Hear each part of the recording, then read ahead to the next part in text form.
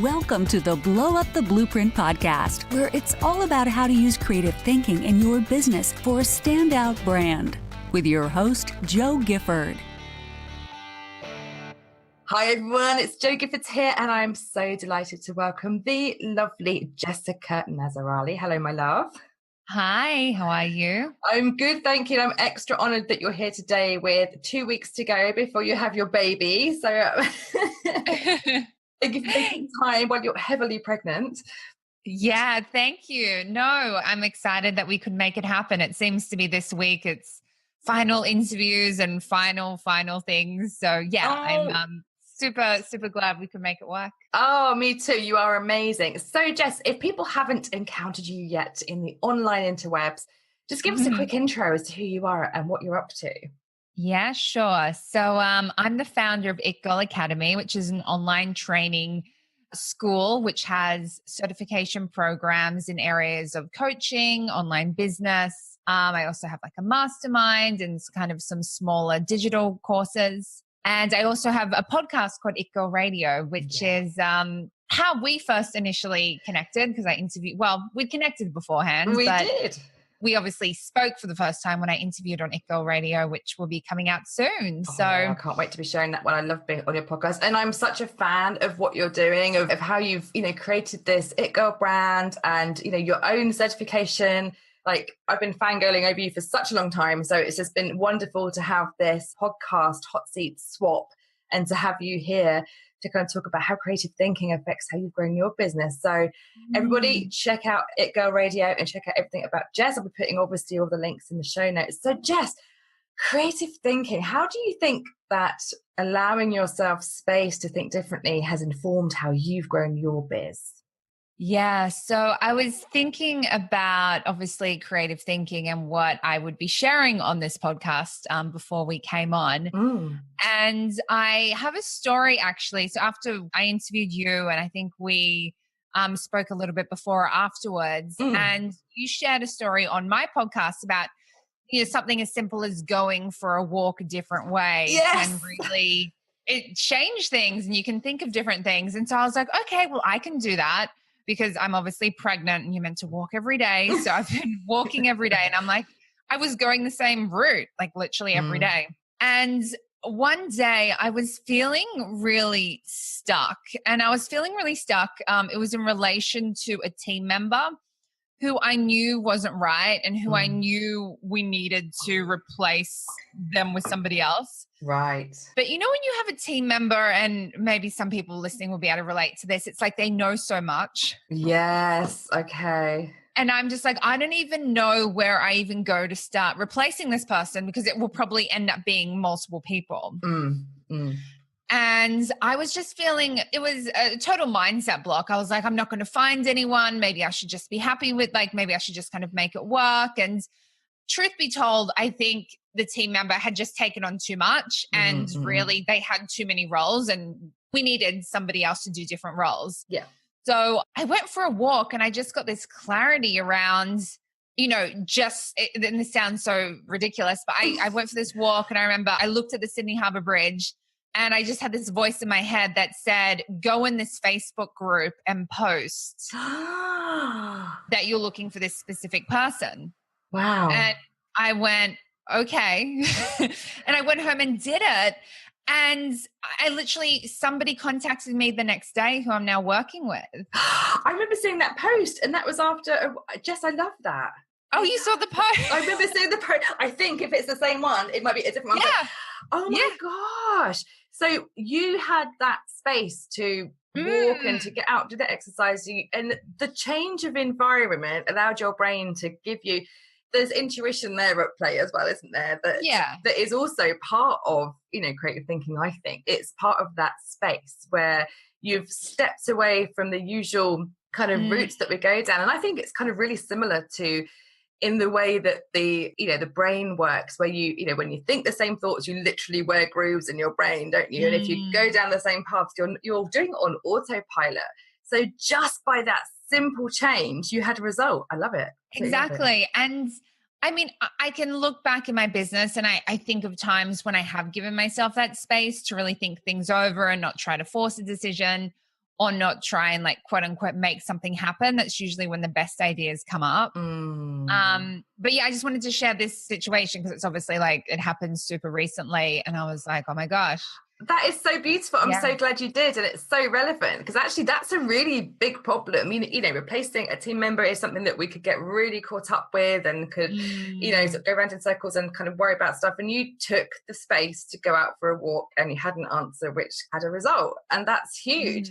And, this is so important because, especially when you're leading a business like you are and you're about to kind of have your little one as well into the mix, finding that space can be such a challenge. Do you find it easy to create space in your day? Do you have any routines around that?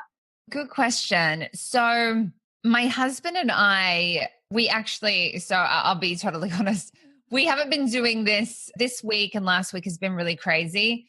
So we haven't done it every day. Let us off the hook. We try to go on a connection walk every day. So it's like when we leave the house it's usually about like 1 or 2 o'clock, and we go for a walk because we both work from home. And if you just work from home, sometimes you can just never leave the house. So we go for a connection walk, and we got the idea from, the people who created Lifebook. Okay. They're a husband and wife team, and they do this every day as a way to just kind of connect and stay in touch.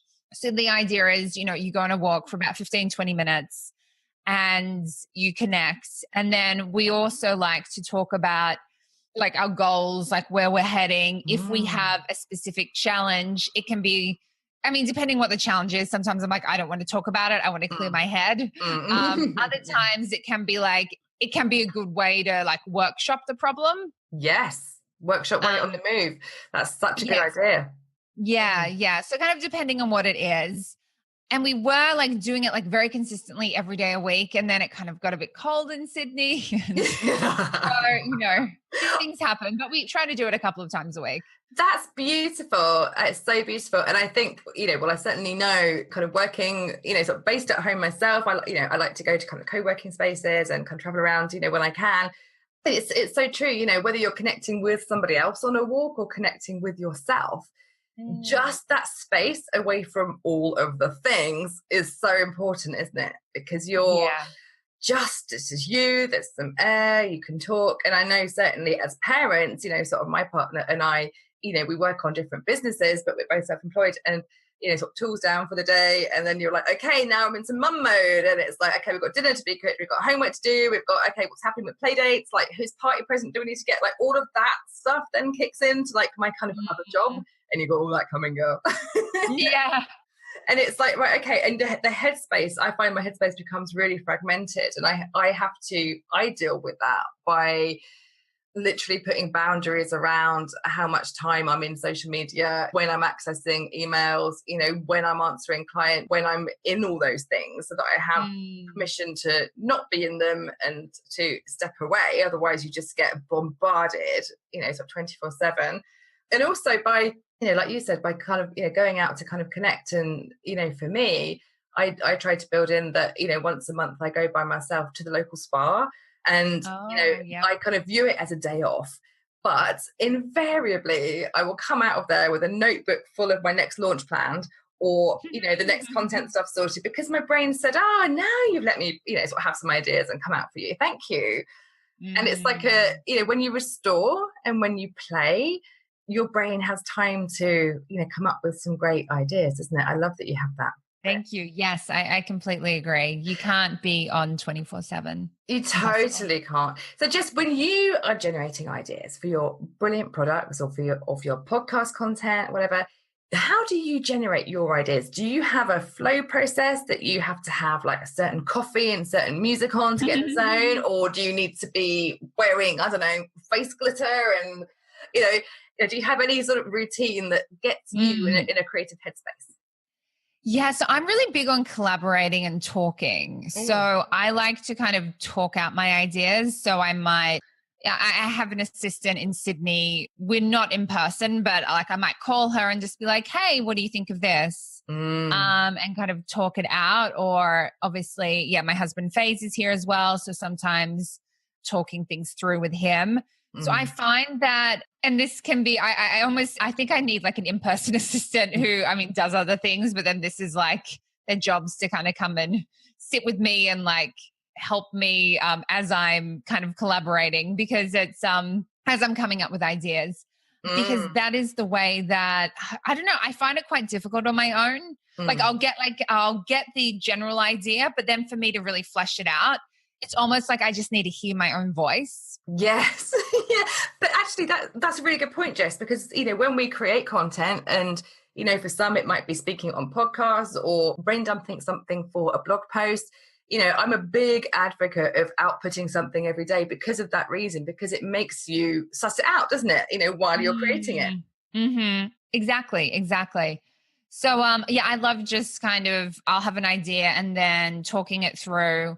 So ideally, yeah, if somebody's in person or even just calling them and talking out on the phone, I find I just get clarity very quickly. And then I'm like, okay, this is what I need to do. This is what I need to do. But otherwise, if I just kind of, I have the idea and I'm sitting with it and I don't know, if I can't communicate it with like through speech, then, and like hear myself talk it out, then it's almost, I might miss like I may not see certain aspects of the idea. I won't get the full picture.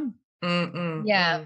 That's really interesting. You know, so co-creation is such an important part of what we do, isn't it? And that's why, you know, masterminds, you know, like yours are really valuable because, you know, I know certainly when I go to my mastermind with my sort of peers who, you know, it's that clarity really quickly that you might have been sitting on something for like weeks and then, you know, they all just chime in, they go, well, how about blah, blah, blah. And you're, cool, I'm done now. I'm fine. Yeah. And that really does speed it up. And Yeah, exactly. And like I know that certainly as well, you know, some of my clients, you know, that I work with, you know, like almost as part of their team specifically for that is to be the extra brain in the room, to do the ideation sessions and to go through all that stuff when they're creating products and services and content. Because it's really, you know, you need, as you said, to have that dedicated time. And I sit here with my Sharpie pens and my like, you know, sort of sticky whiteboard stuff. So it's like the writings of a mad woman on my wall. We kind of like sort of jam it all out. And I think that's a huge challenge, you know, that people who do work on their own to find that kind of buzz and that kind of partnership is something that people might think about, you know, who can you sort of co-brainstorm with, you know, who can you mastermind with, who can you use as that sounding board for you to kind of get you out of that funk. Yeah. And it could be, you know, in the beginning, I mean, if you don't know any business owners yet, I mean, obviously go and start connecting with people, but it could be a friend or your partner, or I mean, obviously someone who's willing and open to be listening, but, you know, it doesn't necessarily need to be someone who has a business at the same level as you, or it depends what you're wanting actually. Like for me personally, usually it's almost just like a sounding board. And then I'll like talk things out and then they may pick up on certain things that I'm saying that are incongruent or don't make sense. But it's, I think it's also good, like if you can get someone who might be an ideal client for whatever it is that you're thinking of creating. So it doesn't necessarily mean like they have to be at a certain level of business. It could be someone who is, okay, I would love to work with somebody like you. So let me share my ideas with you and get feedback. Beautiful. That's such a lovely point, Jess. I think that involving people who are your ideal client type in your creation process is genius. And the sort of wonder of beta programs and, you know, whether paid or unpaid, because you are co-creating with people who are ideal for your stuff. And I love the fact that you could approach someone and say, hey, I'm creating X, Y, Z for someone who's exactly like you. Can I borrow your brain for an hour? And you can, you know, either give them some value in, you know, one of your products or services or whatever it is that feels good, because you're getting such a great insight. And it's so many things, isn't it? Like, you know, language, approach, they might just come up with something completely left field that you're like, and that spun me off on this new idea. And I think so much of it is getting outside of your own space, of your own kind of four walls, is changing up that environment and getting yourself in the mindset and space of being the person who is going to do the next bit. So, you know, like I find that if I'm writing something really long form or kind of working on something that's kind of massive, that I need like a something like a really nice hotel room, where they can bring me tea and I can record videos and sort of, and be someone else who's not the mum, who's also at home and, sort of probably surrounded by Weetabix smeared things and, and all stuff like that. So, changing environment is really interesting. So how would you see creativity and creative thinking as part of an it girl life and a meaningful career? Well, I think in order to do anything big or different, you need to be thinking creatively. You can't just be thinking inside the box and doing what everyone else is doing. So in order to be an it girl and to, make the impact that you want to make, I think it's vital that we all think about, okay, well, how can we do things differently? How do we stand out from the crowd? How can our message go out there and hit the right people? And it's really critical because I think in any industry, right, there's just more and more people, and this isn't to scare people, but like there's a lot of people becoming coaches, a lot of people getting into online business. And, you can look at it from a negative standpoint and go, oh my gosh, there's so many people, competition. Or it's like, okay, well, this is a great opportunity to really work out how I'm different and to stand out. So I think it's really vital in business. It's hugely vital, isn't it? And the people that we see who rise to the top really quickly in kind of any industries are the ones who have something that is really making them stand out in their message or in their brand or in their approach. And that's disrupting that wall of sameness, which we see in any industry. You can look to kind of any niche really, and you'll see that people kind of adopt, the way of doing things in that industry. And that's not to say that you shouldn't completely sort of rip that, rule book up, but, see where you can color outside the lines. Or, what I love to do is to kind of play sort of idea mashup with different industries and to see what we can learn from other sectors and say, right, okay, well, that's how they're doing things. This is how we can do it. And for example, the few clients I have whose industry is really not in the online space. And so that's great because we can use some of the techniques and the tech and the, and the processes from the online space to disrupting what's happening in their industry. But then vice versa as well. If the online space that, that you're in is feeling really crowded, okay, well, how can you learn from what's happening in the offline space and get inspired by other industries? Because it just triggers a whole other line of ideas, doesn't it? Rather than just seeing what everyone else does. Totally. And so as you enter into this next phase of life, Jess, as a, sort of mum and a business owner, how do you see yourself getting creative and making those two combine, really? Because I know lots of my audience will be combining the two, and it's something that I relate to.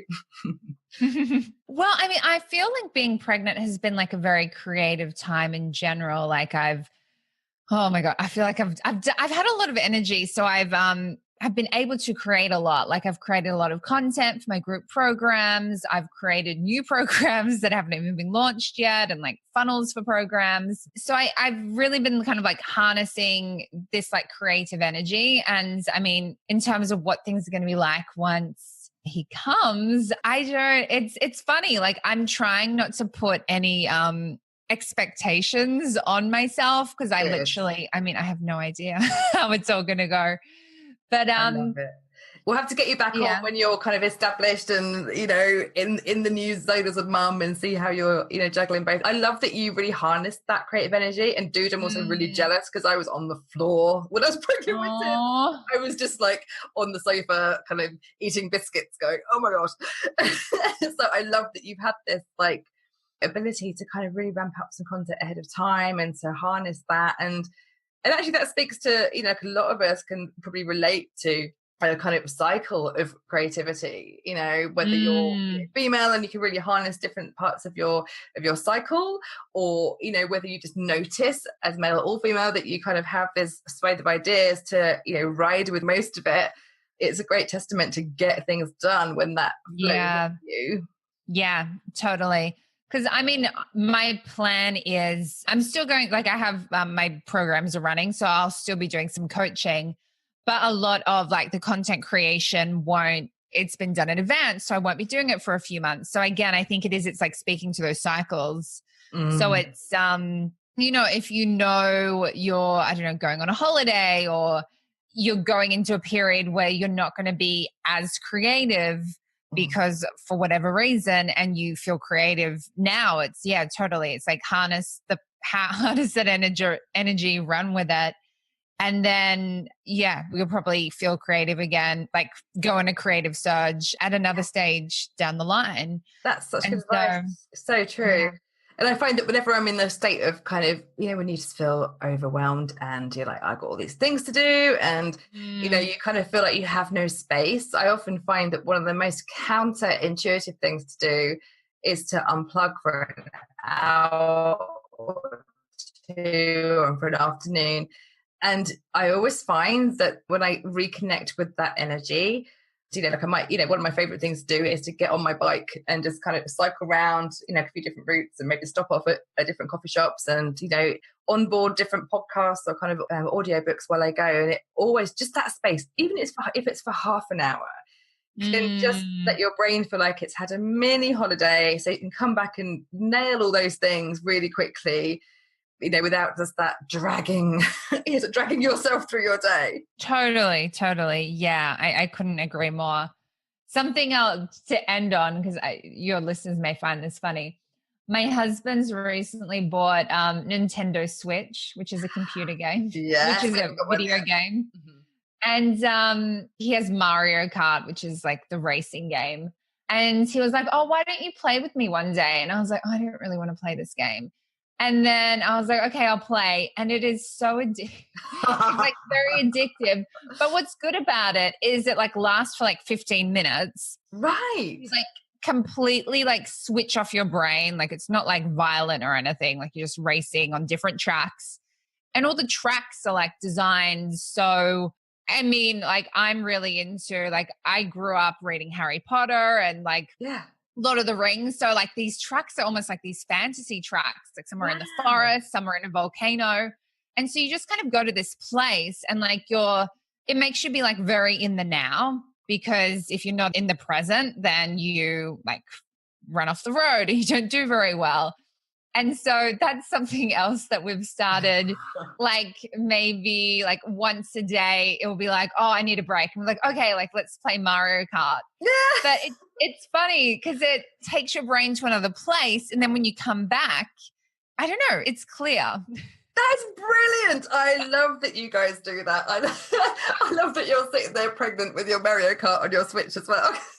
But that's really good. Like that's a perfect example, Jessica, of like, sort of changing up your day, doing something different to like switch your brain mode, noticing how different you feel. And it's so different when you come back, isn't it? Because you're like, cool, I can do all this now. I'm there. Well, exactly. I love that. Yeah. Thank you so much for sharing. So Jessica, where can we find out more about you? You can go to jessicanazarali.com or itgirlacademy.com. And then I'm all over social media as well, and my podcast, It Girl Radio, where I interview awesome people like Joe. Yeah, so feel free to find me on all those platforms. I'll be linking to everything in the show post, guys, so you can find Jessica. And I just want to thank you so much for making time for us today. It's been an honor to have you on my show. And I can't wait to hear sort of how it all goes with your new arrival and to meet your little one and stuff like that. So huge, it's massive luck for it all. We're thinking of you. And thanks for sharing your amazing expertise with us. You're so welcome. Thanks. Bye. Okay, bye.